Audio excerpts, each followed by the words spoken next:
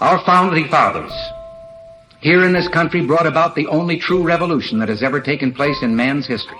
Evolved the idea that you and I have within ourselves the God-given right and the ability to determine our own destiny. The United States of America, the greatest nation in history, ordained by our founders to be guided by divine providence. But today, we are witnessing the orchestrated disintegration of America.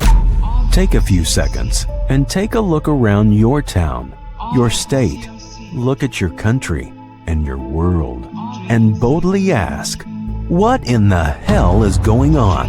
But freedom is never more than one generation away from extinction. We didn't pass it on to our children in the bloodstream. The only way they can inherit the freedom we have known is if we fight for it, protect it, defend it, and then hand it to them with the well-taught lessons of how they in their lifetime must do the same. Welcome to the podcast Project Third Eye Open, where we dare to question with boldness the events that are unfolding around us that others won't. At the end of the day, it is we the people who will decide the destiny of the nation. Now, introducing your host, Tony L.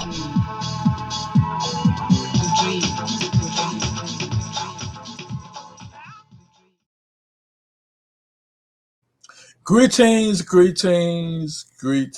America.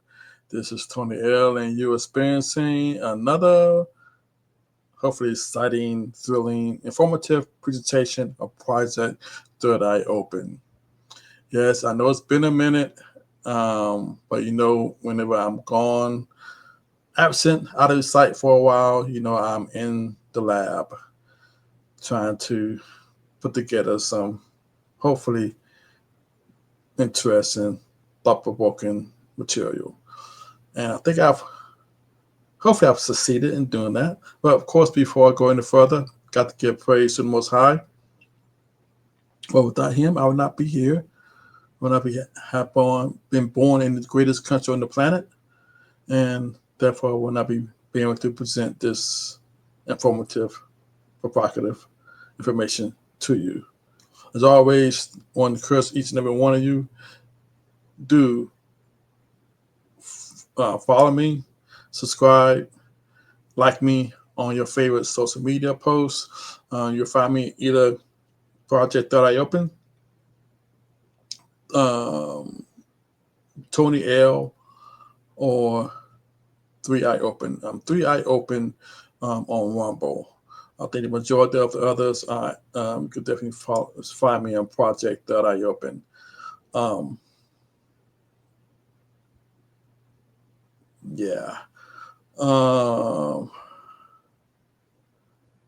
Biden. I think he will probably, him and Obama, particularly Obama, would go down as one of the most transformative, particularly Obama. I mean, Biden, you could still say he was Obama's third term.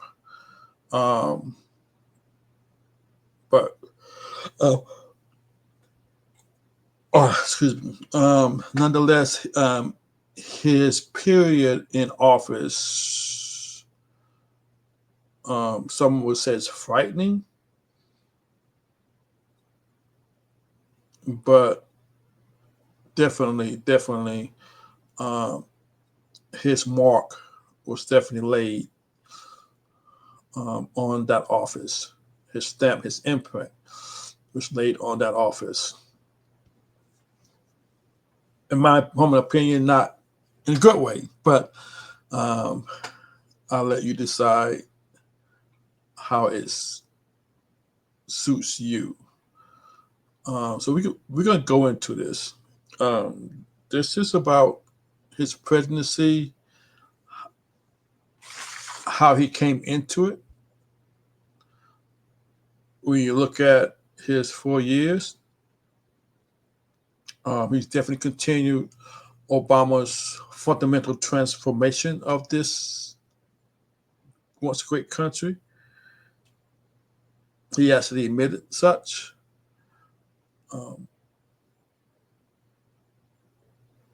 how he arrived or was positioned into the presidency. We all saw how that happened.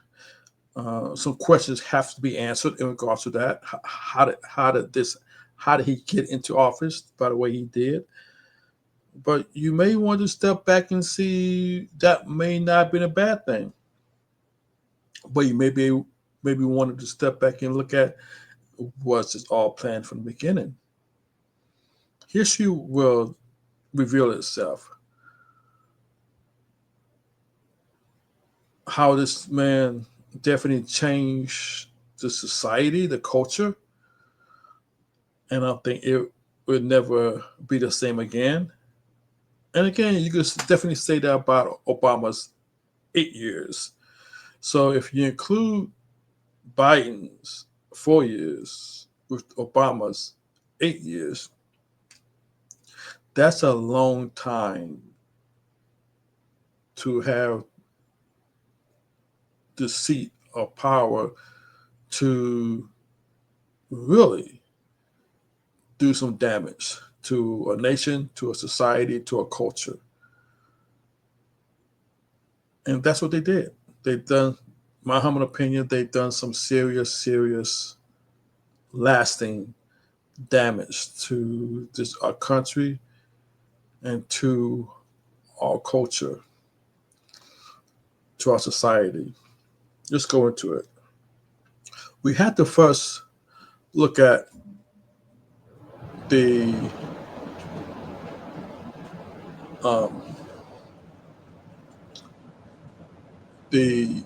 whole issue with his cognitive skills. Where are they?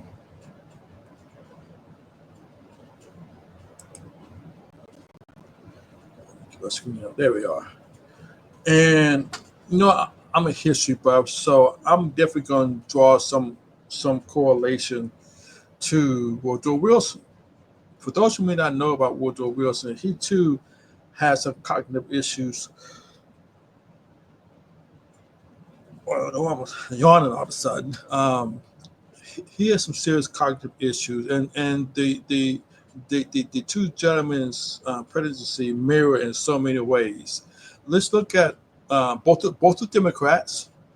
Wilson, in October 1919, suffered a massive stroke, leaving him paralyzed, partially blind, and cognitively impaired. Like Biden, his condition was concealed from the public and Congress. More so with Wilson, of course. His wife acted as a gatekeeper, filtering all communication and decisions. Sound familiar?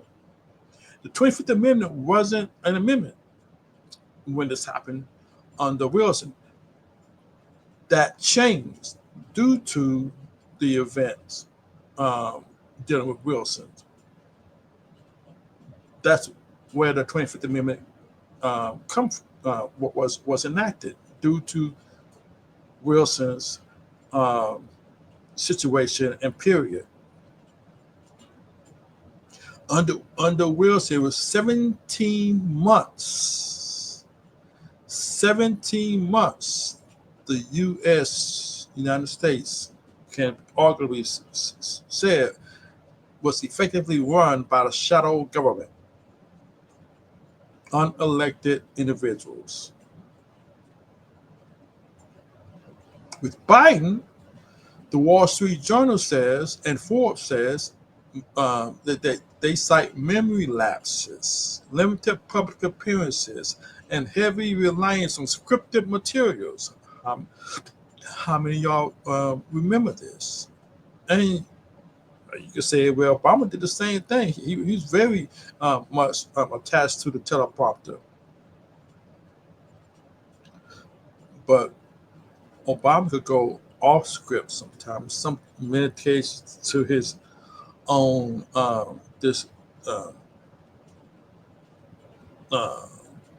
disfavor. But Biden went off script, and he got lost, and everybody could see that.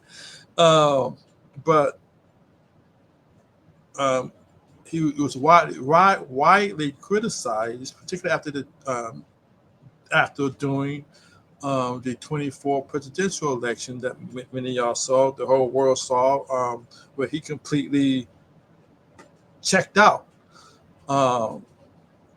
And the truth that many of us knew just by watching him, not just in the last months, but throughout his whole presidency, from the beginning, when he pretty much ran his campaign from his basement,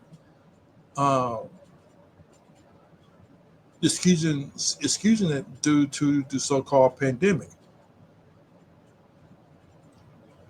But anyone with eyes that could see saw that something didn't look clean with this guy. But Biden's inner circle, led by his wife, similar to Edith Wilson, shielded him from scrutiny and real thorough investigation. But unlike one could argue with Wilson, many in the Congress who had, meetings with him, who saw him doing press conferences, who saw him doing like the State of the Union address, such as that, they knew something was off with this guy. They had to. They just, depending on what side of the aisle you're on, particularly, you weren't going to say anything in public. But this is a different time than with Wilson. And I believe that many Republicans knew of Biden's condition, but it wasn't politically beneficial to air dirty laundry. Then the issue with the auto pen, which came to light mainly and mostly during the latter part of Biden's presidency. And that draws into question the legitimacy of his signatures, particularly when you look at his extraordinary pardons that pretty much give all come free for his family and many individuals like Fauci, Burke, and many elected officials that were involved in the travesty of the so-called January 6th investigation. So that has to be looked at. Both saw government intervention not as a threat to liberty, but as a tool to enhance freedom by protecting citizens from concentrated private power, not government power. No, government power is good. Progressives, Democrats always want us to believe. So they had that in common. And both made use of government messaging and propaganda. Wilson created the Committee of Public Information, CPI, a wartime propaganda machine that shaped public opinion and censored dissent. And Biden's Disinformation Governance Board both did the same thing, and they both sought to police speech. As you say, history don't always repeat. It often rhymes. And that certainly is the case with these two individuals. I wonder if Biden read the memoirs of Wilson, maybe even Obama.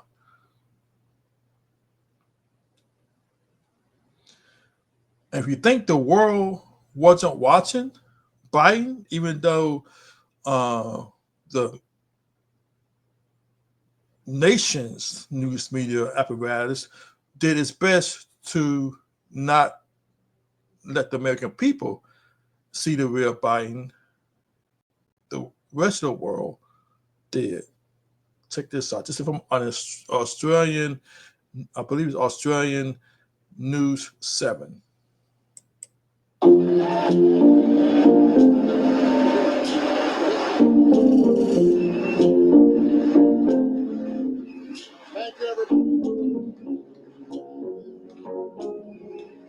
During opening speeches, the leader of the free world was caught dozing off.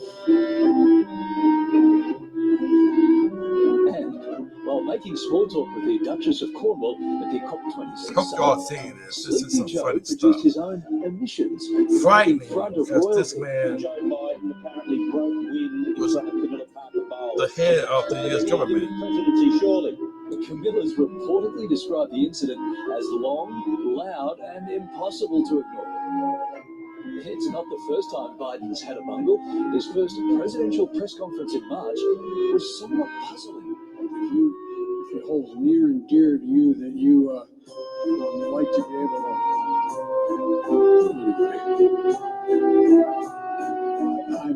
we're ready to get a lot done. Not even a binder of notes could help America's commander-in-chief get back on track.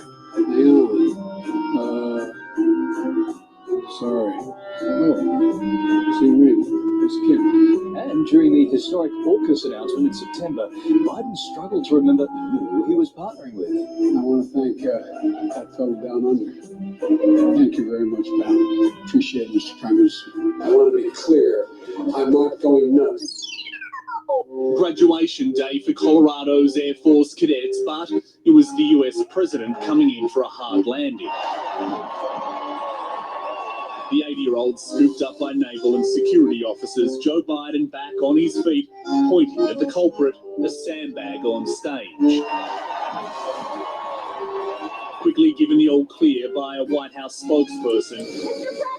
The image not helping America's oldest ever president as he ramps up for a second term. This is not good. It's not anything that the White House or his campaign wants. The online pile-on to be expected. What wasn't, this from his fiercest critic. He actually fell down? Well, I hope he wasn't hurt.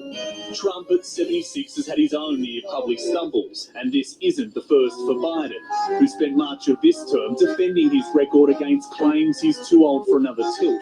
If he runs, wins, and serves a full term, Joe Biden will be 86 years old when he leaves office. It's a matter of, can you do the job?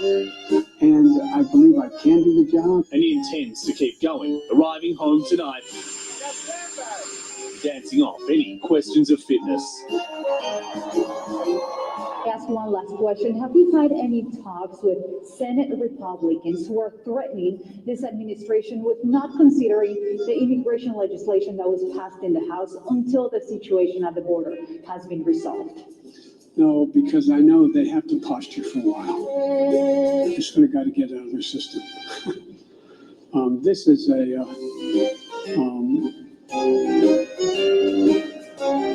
but I'm ready to work with any Republican who wants to help solve the problem and make the situation better. But folks, I'm going. Thank you very, very much. I appreciate it. Thank you.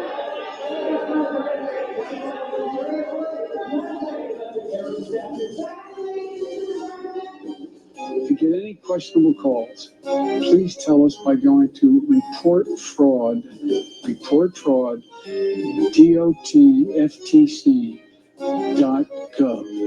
Where I come from, you don't get far unless you ask. My name's Joe Biden. I'm a Democratic candidate for the United States Senate. Look me over. If you'd like to see help out, Senate. not both the other by. Give me a look, though, okay? If you could do anything at all, Joe, what would you do? I said I'd cure cancer. They looked at me like, why cancer? Because no one thinks we can. That's why, and we can. We end the cancer as we know it. Director General of the International Labor Organization. This is an historical moment for Brazil and for the U.S. President Biden, can you hear me? You can? Yes, good. And so... It's a good question.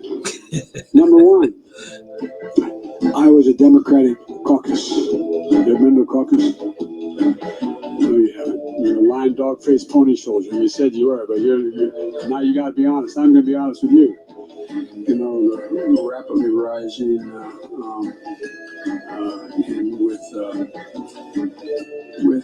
don't know, Donald Trump is reelected. Freudian slip. Thank you, guys. Will you take questions on inflation then? Let's move. Thank you. Thank you. Do you think inflation is a political liability right now? That's a great asset. More inflation. What a stupid son of a bitch. We should challenge students in these schools to have advanced placement programs in these schools. We have this notion that somehow if you're poor, you cannot do it. Poor kids are just as bright and just as talented as white kids. Wealthy kids, black kids, Asian kids. No, I really mean, but think how we think about it. Your own rules. Unchain Wall Street. You're gonna put y'all back in This is where he chains. was one with Obama. $1.9 trillion really so far. We're going to be getting checks in the mail that are consequential this week for childcare. I wrote the bill on the environment. Why would I not be for it? America is a nation that can be defined in a single word. I was putting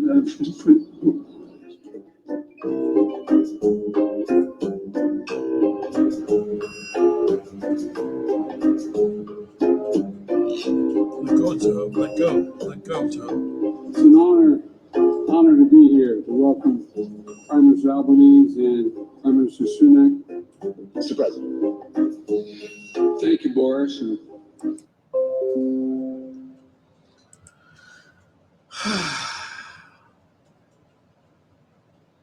Now you know somebody knew something was up.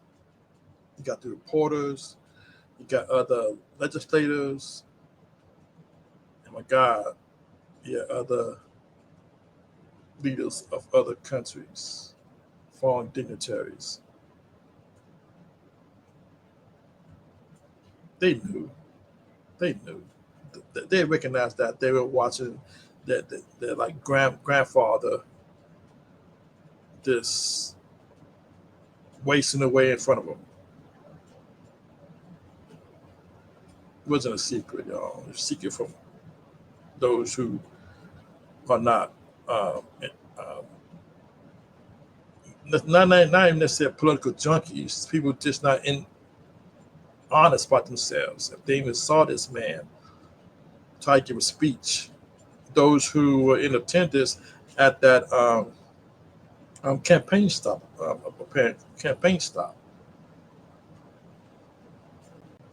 but they let that big D in front of his name just ignore all of that. Amazing.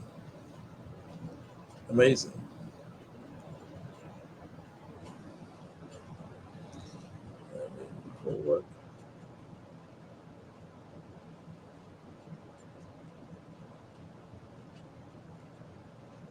So the fundamental transformation, part 2 of America. You have no U.S. borders. What did it look like under Trump? Say 2017. Number of encounters. This is from the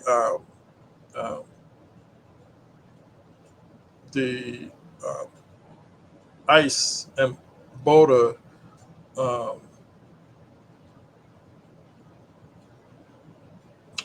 can't think of the name. CBP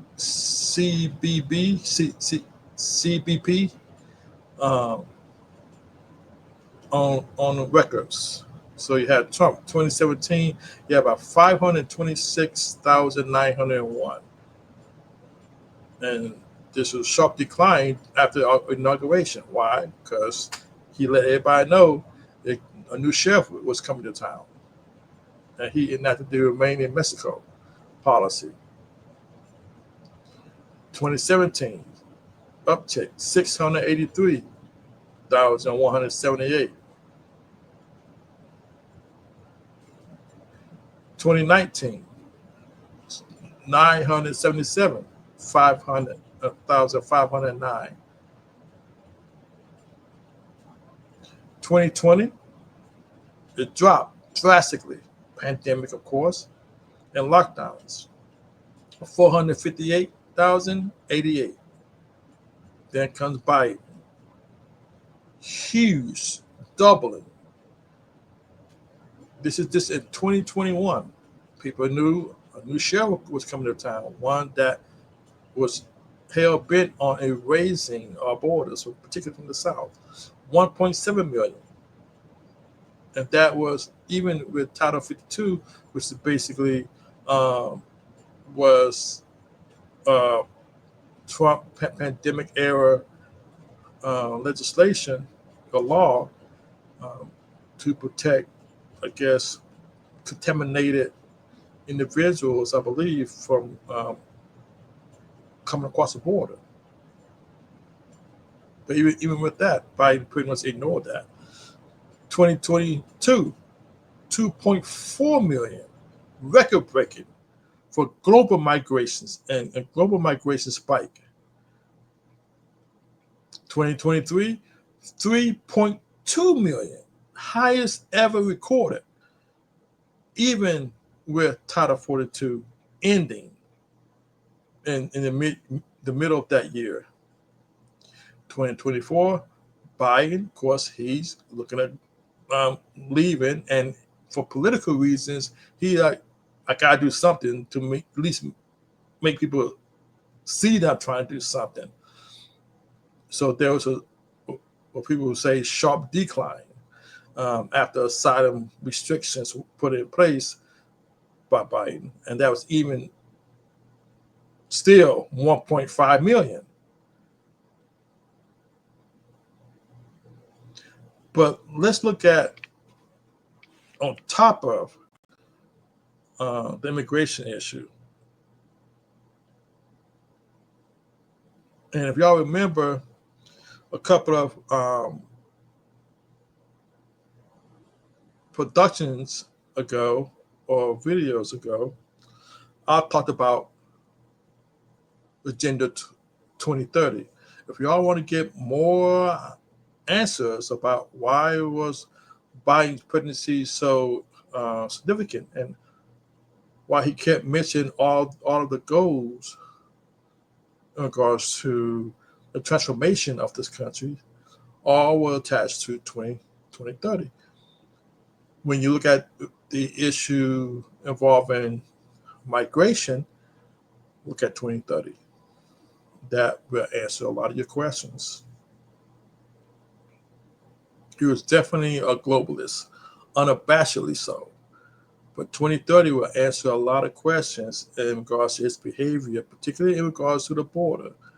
2030 made it quite clear that it was going to give free rein for people to just cross over into another country. Look at it; it will open your eyes to a lot. But moving forward.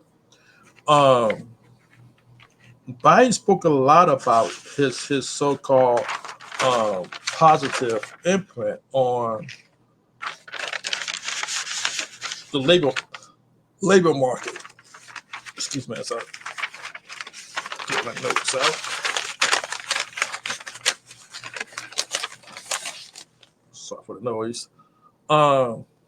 But picture's worth 1,000 words. This is, for those of you who are able to actually watch this, this is a graph from the House Budget Committee 2023.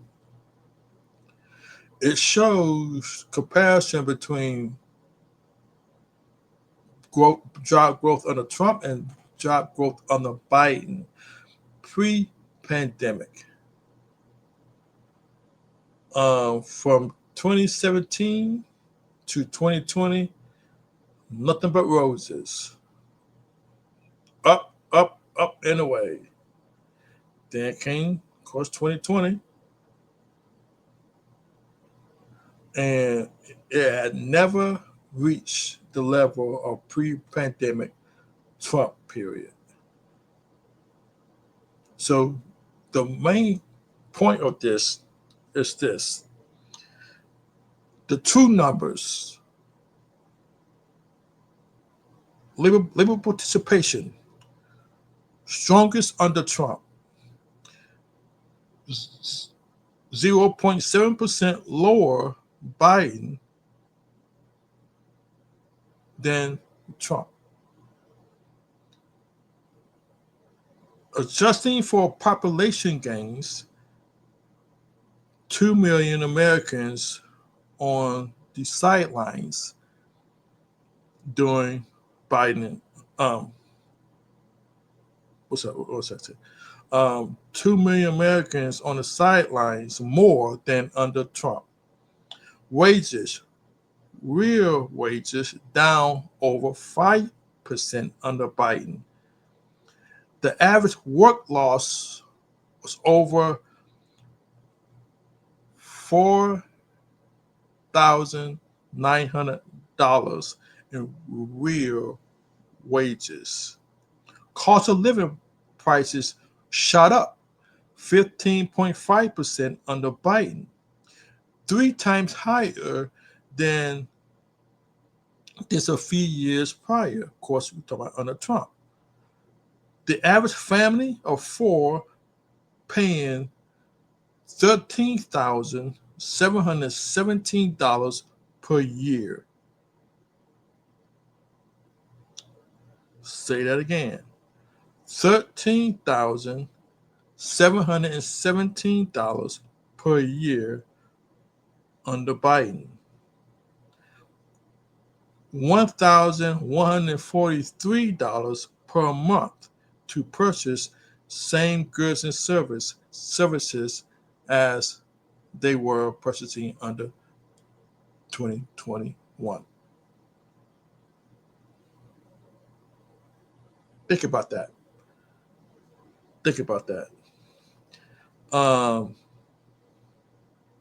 Domestic investments under Biden, 49.7% of Inflation Reduction Act, equating to $271 billion in taxes.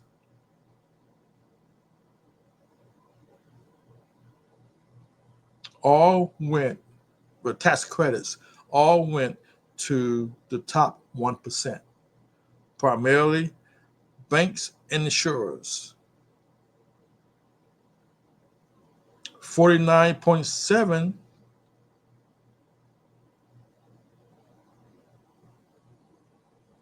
tax hit on manufacturers, says the Joint Committee on Taxation. The tax will cost 20,000 jobs and slow economic growth, says the Tax Foundation. That's the real number. That's the real story regarding Biden's term in office. The economic devastation that he let loose on this country.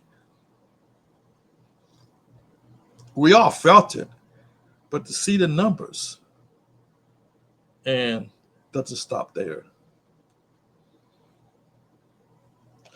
When you look at, again, continue on with the fundamental transformation of this country, you have to look at during the pandemic. Of course, we all know about the millions and trillions of dollars that poured into, that were printed and poured into the economy. The American Rescue Plan injected $1.9 trillion. That's on the books. Okay, understand that. That's on the books. The real number from the Fed is unknown. some believe is in the multi-trillion dollars. Okay. Boosting unemployment benefits, child tax credits, and food assistance. At its peak, the average poor family received, oh my God, the average poor family received up to $76,400 annually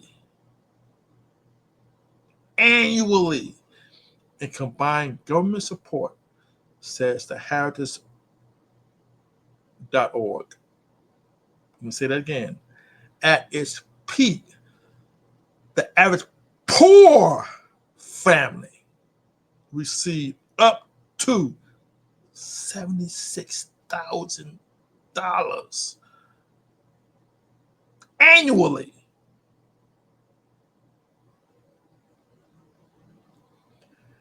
These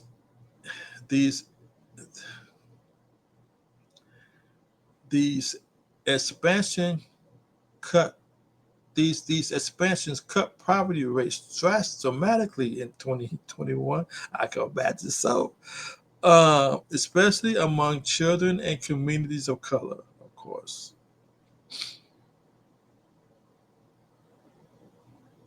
Give a poor family $76,000. And companies all over wonder, where are the kids at? Where are the people? How come they ain't looking for jobs after the pandemic or after the crackdown? After the crackdown. Where are they? They were launching off at 75,000. Sit at home. Crazy. Insane. The impact? Low-income families, of course. If you gonna pay me to stay home, you know, it's gonna be a problem getting me to change my behavior. Okay, low-income families saw short-term relief, but now face rising costs and reduced aid. The Great Return got to end sometime. Middle-class savers felt the squeeze by inflation and housing prices going up. Public perception remains skeptical. Only 19% of swing state voters rated the economy as good in late 2023. But wait, there's more. Post-pandemic, after the party, somebody got to pay the bill. And the band is all gone home. In late 2023, many programs expired and were scaled back, including enhanced SNAP, food stamps. Monthly benefits dropped by $90 to $328 per household, says Slate.com. Child care stabilization funds ended in October 2023, risking closures and rising costs. Student loan moratoriums lifted, with payments assuming for 28 million borrowers, said Politico. The rollbacks led to a rise in poverty. Really? That $76,000 was gone. And nobody taught them how to invest it to make it last. So now they're worse off than before they got their money. Imagine that. From 7.8% in 2021 to 12.4% in 2022. And that Biden great. Criticism and economic trade-offs.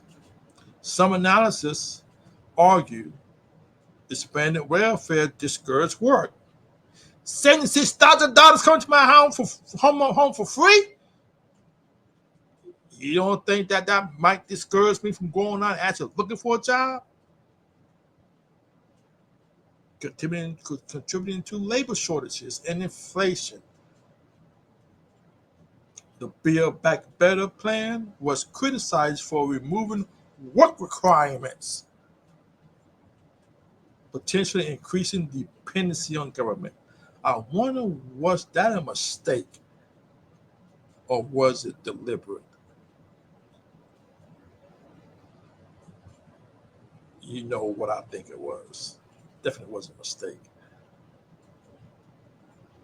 Others say the programs temporarily masked economic hardships, but failed to create lasting mobility because there were no strings attached to the $76,000 annual gift from the government.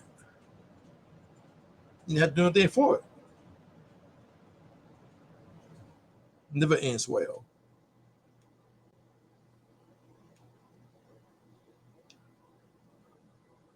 And then, of course, we go to Biden's transgender agenda. And I have a quote: "If we can't agree on what's a boy and what's a girl, what else is there to talk about?" I say not much. Biden's executive order 13985 launched a whole of government equity initiative requiring agencies to assess and address barriers faced by underserved communities. President Biden's DEI, diversity, equity, inclusion, and transgender policies had wide-range effects on American society, touching government, education, healthcare, civil rights, and cultural norms.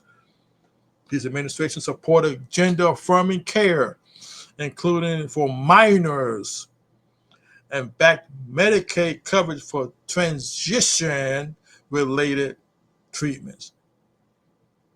There's no such thing as transition. There's no such thing as transgender. There's only two genders, and once God make you, you are it. There's no trans. By definition, you are either a male or you are a female. No matter what kind of augmentations or chopping off you do, when your bones are picked up 30, 80, 100, 200 years from now, there's only three things that they're going to look for: your ethnicity, well, two, your ethnicity and your gender. There won't be no question in the gender. Either you're going to be a male or you're going to be a female. Period. Period. If someone knows something different, let me know. Because even hermaphrodite still is going to have to be either a male or female. Period. Nonsense to think anything else. But this is where we are. And Biden really, really hyped it and put it into the school system. And that is going to be something that we will be paying for a long time to come. Biden's DEA and transgender policies aim to embed equity into the fabric of American governance. But they also intensify national debates over identity, merit, and civil liberties. Supporters saw progress toward inclusion. Critics saw a shift towards ideological bureaucracy. Biden's presidency has reshaped the way that Americans view the country. His administration has led to an increase in pride among progressive and younger Americans who value its inclusivity, social justice, and international cooperation. Conversely, conservatives and traditionalists may feel that the country's national identity is being diluted or undermined by policies that seem to question long-standing traditions and values. The evaluation of national pride, of evolution of national pride during Biden's term reflects deepening cultural divides and shifting views of what it means to be a proud American.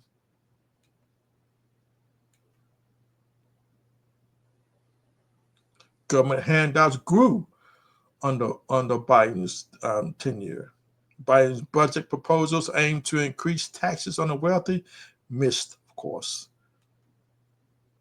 Analysts found that some legislative versions actually resulted in regressive outcomes. Get this, the bottom 20% of earners saw a 2.9% income decline. That's right, decline. The bottom 20%. About $700 annually gone. The top 1% gained roughly $30,000 annually due to loopholes and tariff offsets, said the budget lab at Yale.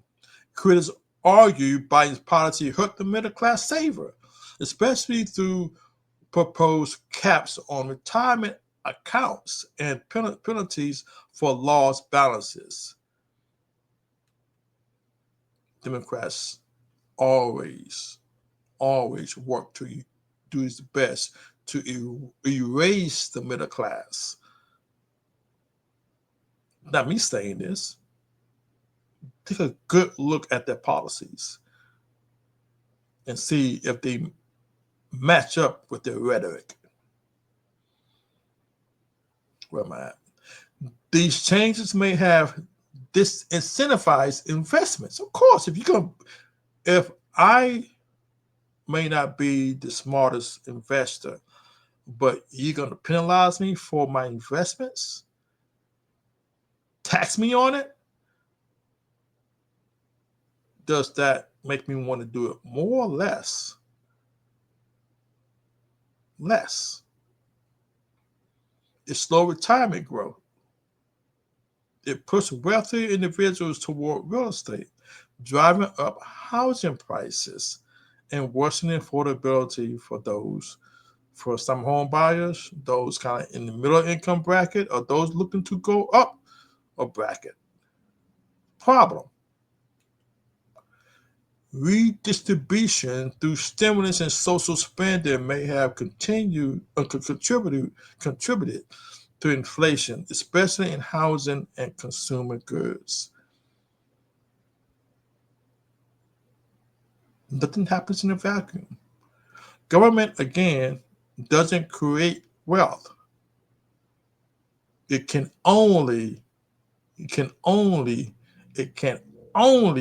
redistribute it from one hand to the other. Most cases, it's from the bottom half to the upper half.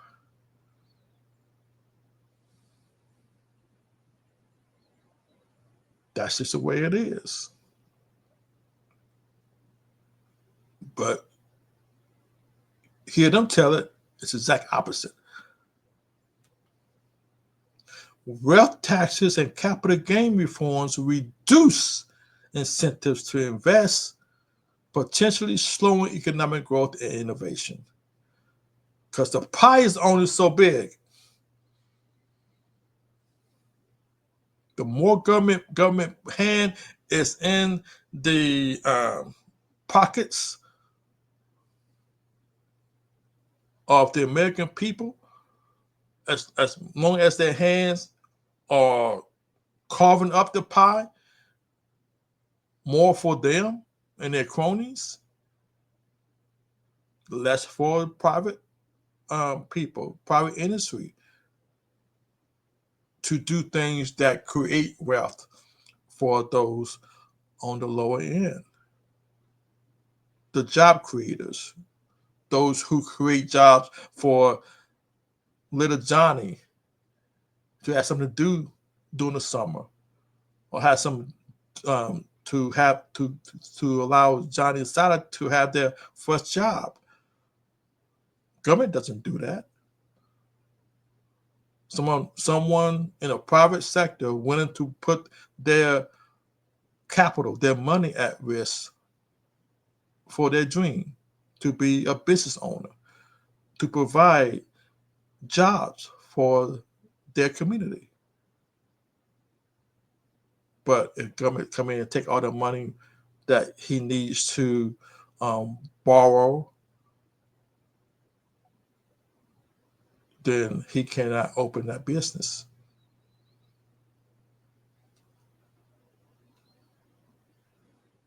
You had to talk about what happened during January 6th and comparison to what happened during the summer of rage under the guise of George Floyd protests, i.e. riots. The media totally misrepresented both. One was called a riot, other was called political protest. And you know which one was called a riot. It wasn't George Floyd. But by definition and description, you'll see otherwise. In a quote by Edward Bernays. Who's Edward Bernays? He's the father of propaganda.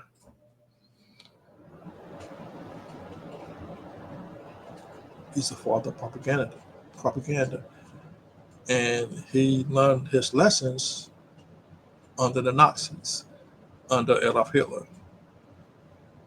He says the conscious and intelligent manipulation of the organized habits and opinions of the masses is an important element in democratic society.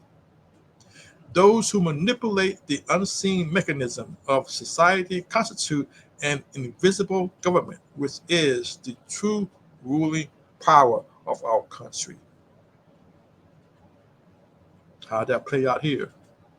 The contrast between how the Biden administration and federal government agencies handled January 6th Capitol protesters versus the George Floyd rioters. Let's look at this.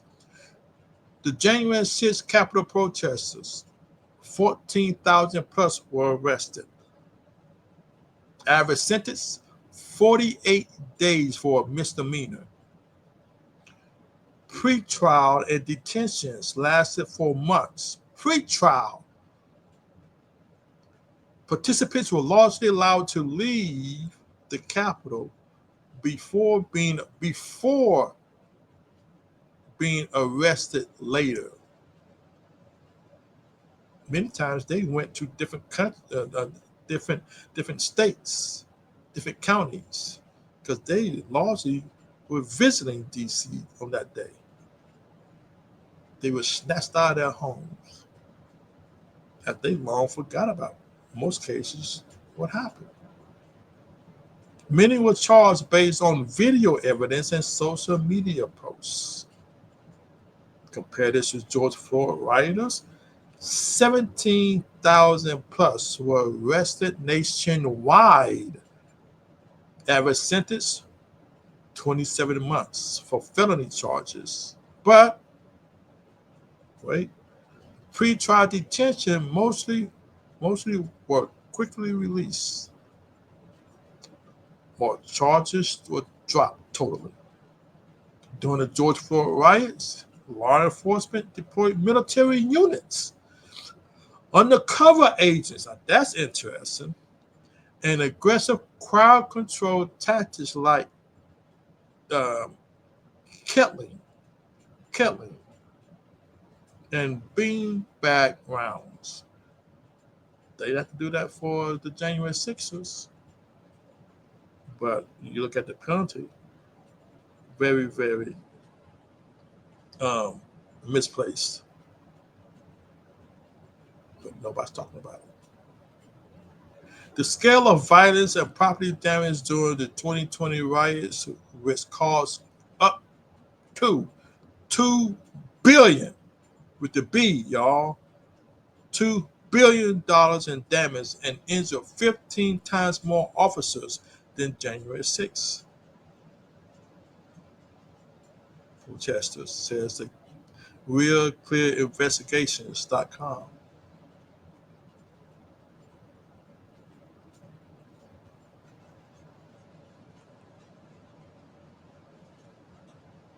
Get this right.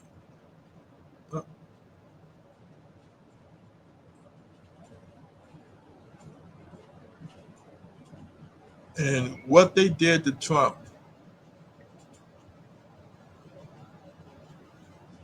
if that's not criminal, I don't know what it is. And again, it's not like this is secret. This was an article in the New American. Biden, Democrats, Gardner didn't wage lawfare soon enough against Trump.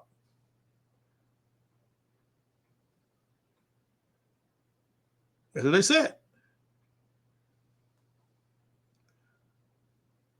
And then, of course, we got that travesty of a court case in New York where the DA is shown to be working for Biden. How's that not a automatic should be dismissal?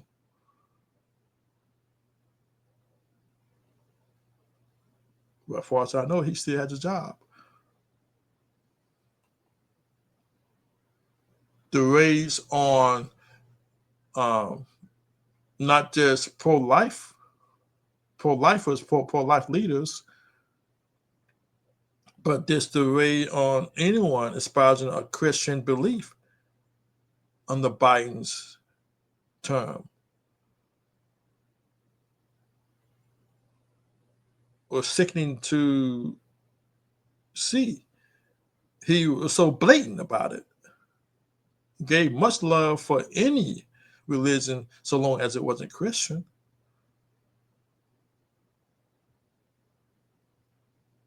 Almost demonic. Throwing anyone who held a high position and belief in Christianity, particularly those who dare try to save someone from killing their child in a womb. That's a definite no. They put you under the jail, and not figuratively.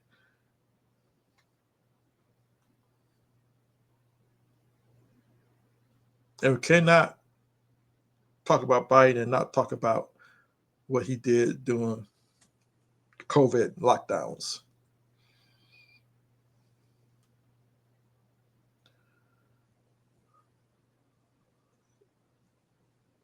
Liberty took a serious hit, and it's not going to recover anytime soon. September 2021, Biden announced sweeping vaccine requirements. All federal employees and contractors had to be vaccinated. Businesses with 100 plus employees were required to mandate vaccines or weekly testing via OSHA regulations. Healthcare providers receiving Medicare or Medicaid funding had to ensure staff vaccinations, and many of those smaller ones totally gave up receiving Medicare and Medicaid funding for that main purpose. They did not want to be told by government that they had to inject their employees with the unknown concoction just because government was telling them to do so. Biden framed it as a public health necessity, saying that it is not about freedom or personal choice. It's about protecting yourself and those around you. Oh, don't want to put individual freedom ahead of the collective. Don't want to do that. See, they tell you who they are. You just listen to them. American alarm bells sounded around the country. GOP governors revolted. At least 19 Republican governors vowed legal action, calling the mandate unconstitutional, which it was. How was it? When the Constitution does the government gets its power? You always ask that question when you got any doubt about what the government is trying to tell you to do. By what authority? Simple question. As a citizen a free citizen of America, the 50 states, by what authority do you have the right to tell me to do such a thing? Simple question. They have to tell you if they can. South Carolina Governor Henry McMaster said he'll fight them to the gates of hell. South Carolina's Christian Noem, which is now very, very well suited in Trump administration, tweeted directly to Biden, seeing in court. Lawsuits and legal challenges to Republican National Committee sued on behalf of small businesses. Good for them. Federal court issued temporary blocks, especially on mandates for federal contractors and private employers.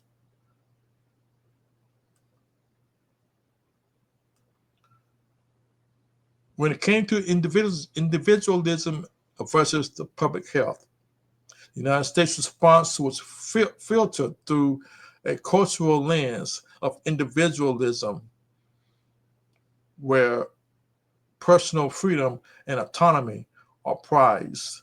Policies like mask mandates, vaccine requirements, and business closures were seen by many as government overreach, sparking resistance even among those who supported Biden politically. The emotional polarization was big. High arousal emotions like anger, fear, and defiance dominated public discourse. People were fighting. Y'all saw the people were fighting, particularly if you were around someone who was living in fear compared to someone who was living in freedom, who didn't see a need to wear a mask if they weren't sick. That's the only reason why someone would wear a mask, at least before COVID, was because you were sick, not people around you. Leaders use war metaphors, invisible enemy, complete victory, that amplify anxiety and division, psychological strain, and identity politics. Americans face identity-based stress, where compliance with mandates became a symbol of political allegiance. You're on this side, you're on that side. You are someone who's for freedom. I'm not going to wear a mask just because I ain't sick. Someone who wanted to virtual signal, wearing a mask indoors, wearing a mask sitting alone in your car, or driving along in your car, that nonsense. Or, the one I love, 6 feet distance in an airplane. How many of y'all remember that nonsense? And that was seen as completely logical. Insane. The rise of slogans like "My body, my choice," repurposed against vaccines, reflected a collision between personal liberty and communal responsibility, the collective. Mental health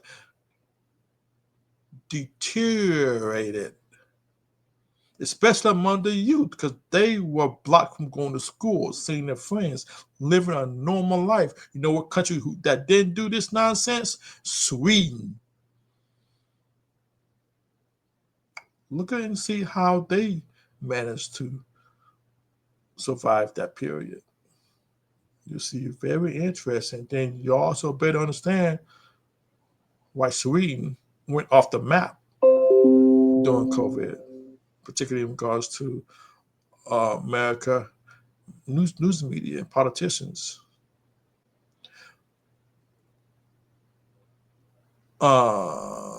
Especially among young and marginalized groups with spikes in anxiety, depression, and substance abuse. Of course, my computer will go off now. Emergency Temporary Standards, ETS, the vaccine mandate. In September 2021, Biden directed OSHA to issue an emergency temporary standing requiring businesses with 100 plus employees to ensure workers were either vaccinated or tested weekly. Went over that earlier a little bit. Legal challenges. The Supreme Court blocked many of these efforts. The ETS faced dozens of lawsuits from Republican-led states, religious groups, and trade sanctions. The interesting thing that I think is critical to look at, how the government shut down many churches to impose this mandate requirements.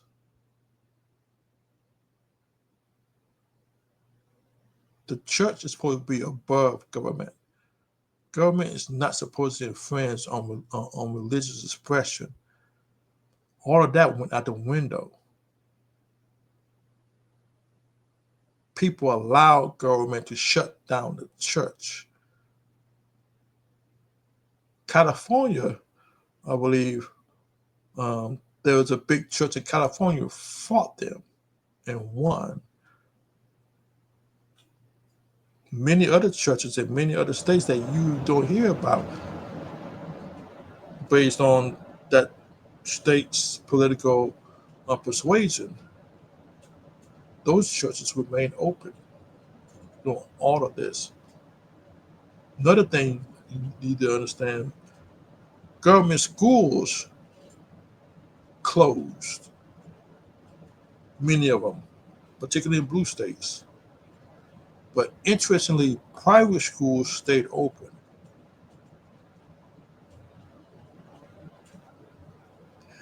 Many mom and pop stores, businesses were shut down. But the big multinational businesses, hardware stores, food chains were allowed to remain open. They were called essential. The mom and pops were called non-essential. Dirty game. Dirty game.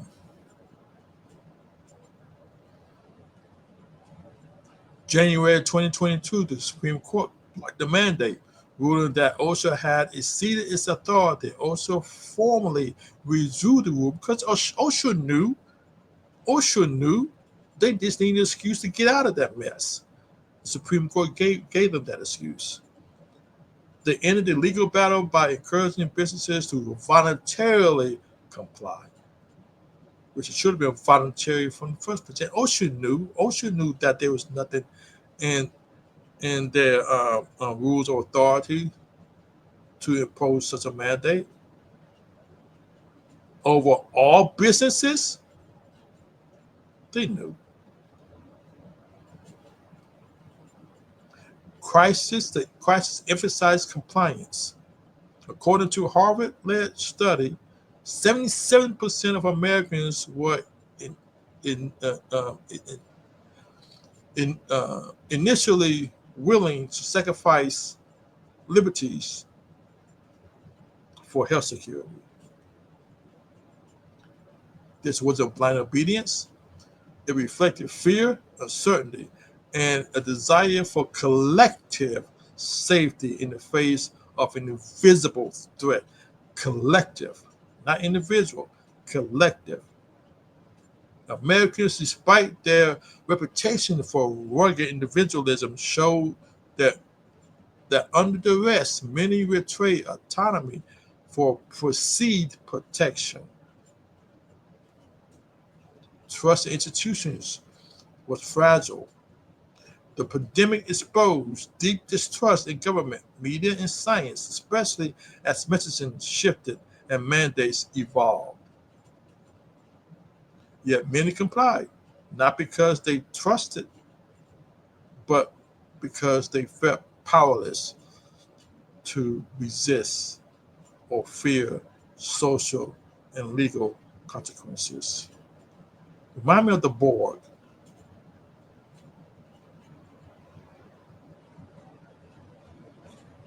You remind me of the Borg, doesn't you?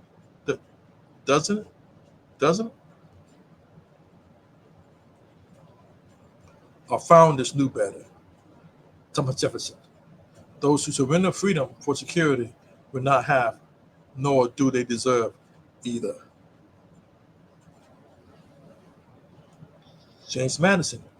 I believe there are more instances of the abridgment of the freedom of the people by gradual silent encroachments of those in power than by violent and sudden usurpations. And then, maybe most poignant, John Adams. Liberty once lost is lost forever. When the people once surrender their share in the legislature and their right of defending the limitations upon the government and of the resisting every encouragement upon them, they can never regain it. Let me say that again. Liberty once lost is lost forever. When people once surrender, one time surrender their share in the legislature and their right of defending the limitations upon the government and of resisting every encroachment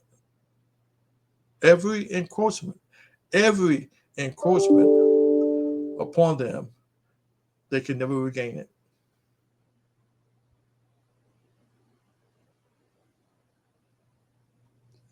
Nobody to this point has really seriously been held accountable. Hell, if y'all remember the first election, there's a midterm election. Not one Democrat lost his seat.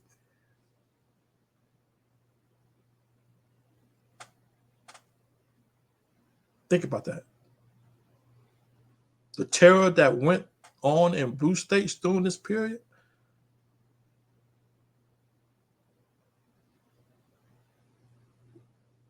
People in blue states had to witness the World Series in Texas, where people were walking around free.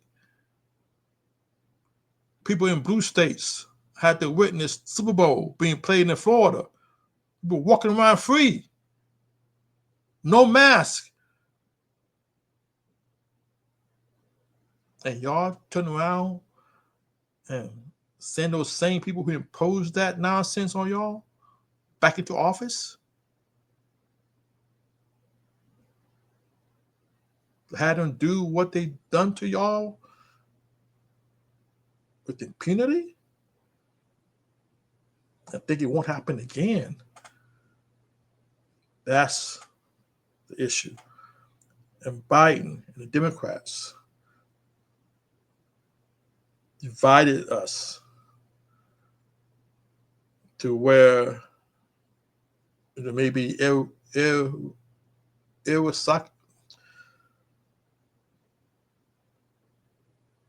irreversible, the damage that he has done and the Democrats have done.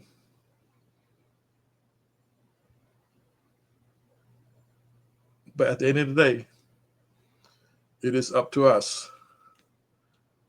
It is up to us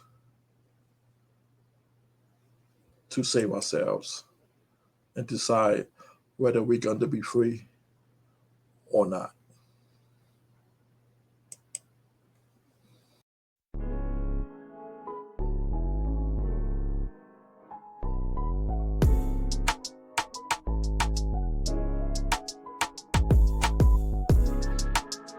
Thanks for listening to today's show. And don't forget to like and subscribe to this podcast. And look for Project Third Eye Open on your favorite social media platforms.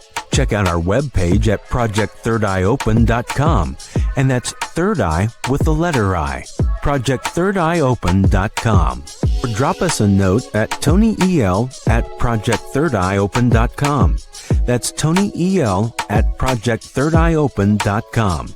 As you wait for our next podcast to drop, don't take anything we've said as fact. Instead, do your own homework, make up your own mind, then take action. Until next time, be blessed, be good, and be free.